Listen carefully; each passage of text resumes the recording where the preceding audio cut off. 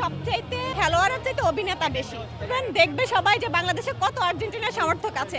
আমরা সবাই প্রচন্ড এক্সাইটেড কালকের খেলা নিয়ে। আমি বলতে চাই আমাদের জেনারেশন যারা আছেন এরা কি কখনো বলতে পারবে যে আসলে ব্রাজিল কাপ নিয়েছিল কবে? দাদার আমলের বাবার আমলের কাপ নিয়ে এত হইচই করার কিচ্ছু নাই। আর ব্রাজিলের সবচাইতে ভালো যে খেলোয়াড় সে হচ্ছে খেলোয়াড়ের চাইতে অভিনেতা বেশি।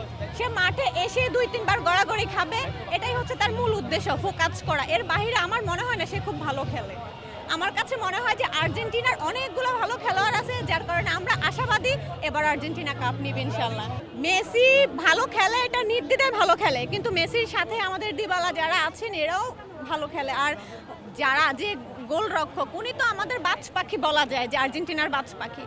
সে সোর্সে বলতে গেলে জিতার জন্য তো মানুষ কত কথাই বলে। এখন ব্রাজিলের একজনই আছে যে শুধু ডিগবাজি খায়, তার উপরে বিশেষ করে তারা আসলে ব্রাজিলটাকে পছন্দ করে। বাবার দাদার আমলের কাপ নিয়ে এক্সাইটেড হওয়ার মতো আমার কাছে কিছু নাই। হ্যাঁ, দিওয়ালা ভালো খেলে। ইভেন হচ্ছে আরে এখন তো আপনি কোশ্চেন করেন, আমার মনে আসছে না যে সুন্দর ছেলেটা